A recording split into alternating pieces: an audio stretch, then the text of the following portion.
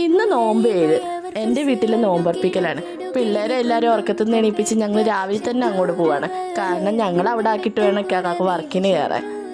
അവിടെ എത്തിയപാടെ ഞങ്ങൾ പിള്ളേരുടെ വയറെല്ലാം നിറച്ച് സൈഡാക്കി. അപ്പോൾ നമുക്ക് എടുക്കണ പണി സമാധാനത്തോടു കൂടി എടുക്കാമല്ലോ. ബീഫ് നുറുക്കി, പിന്നെ സവാളയാണെങ്കിൽ ഒരുപാടുണ്ടായി. കറിക്കുള്ളതും കട്ട്ലേറ്റ്, സമൂസ, സ്നാക്സ്, അങ്ങനെ ഒരുപാട് സവാള ഉണ്ടായി. അതെല്ലാം കൂടി അരിഞ്ഞപ്പോൾ എനിക്ക് ആകെ കണ്ണ് നേറി. അത് കണ്ടപ്പോൾ കുഞ്ഞി എനിക്ക് കൊണ്ടുവന്നതാണ് ഈ സൺഗ്ലാസ്.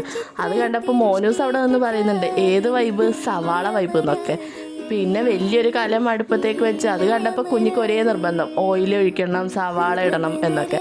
പിന്നെ ഞങ്ങൾ ഓരോ ട്രിപ്പ് അവളെ കൊണ്ട് ചെയ്യിപ്പിച്ച് ബാക്കിയൊക്കെ ഞങ്ങൾ വേഗം സ്പീഡിനാക്കി. ചിക്കൻ കഴുകി സവാള വഴറ്റാൻ വെച്ച്, ചിക്കൻ വേവിക്കാൻ വെച്ച് അതേ കുക്കറിൽ തന്നെ ഞങ്ങൾ കിഴങ്ങും വേവിക്കാൻ വെച്ചു. ഏത് കട്ട്ലേറ്റിനുള്ളത്. കട്ട്ലേറ്റിനുള്ള റസ്ക് പൊടിച്ചു. തണ്ണിമത്തനില്ലാതെ പിന്നെ എന്ത് നോമ്പ് തുറ, അതൊരു ഇൻകംപ്ലീറ്റ് തന്നെയല്ലല്ലോ. ഫ്രൂട്ട്സായിട്ട് തണ്ണിമത്തനും മുന്തിരിയും കഴുകി വെച്ചു. സ്നാക്സിനുള്ള സെറ്റാക്കാൻ വേണ്ടി ഞങ്ങൾ ടേബിളിലേക്ക് നിരത്തി. അപ്പോൾ ഉമ്മാക്ക് അടുക്കളയിൽ നിന്ന് ബാക്കിയുള്ളതെല്ലാം ചെയ്യാമല്ലോ. എൻ്റെ സഹായത്തിനാണെങ്കിൽ മോനൂസും മമ്മൂസും എല്ലാവരും ഉണ്ട്.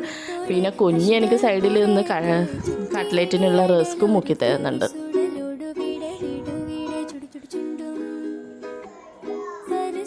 പിന്നെ ഞങ്ങളെല്ലാം പെട്ടെന്ന് തന്നെ ഫ്രൈ ചെയ്തു. അപ്പോഴേക്കും പൊറോട്ടയും പത്തിരിയും എത്തി. നോമ്പായാലും കല്യാണമായാലും പിന്നെ ഈ വിളമ്പലിനൊക്കെ എല്ലാ കുട്ടികൾ സഹായിക്കുമല്ലോ. അപ്പോഴേക്കും എൻ്റെ വീട്ടിൽ നിന്ന് നാത്തോനും പിള്ളേരും ഹസ്ബൻഡും ഒക്കെ എത്തി. പിന്നെ ഒരു ഹറിബറിയായിരുന്നു. തരികാച്ചി ഇത് വിളമ്പി എല്ലാവരും കൂടി ഇരിക്കുന്ന കാരണം തന്നെ എനിക്ക് ബാക്കിയൊന്നും ഷൂട്ട് ചെയ്യാനും പറ്റിയിട്ടില്ല.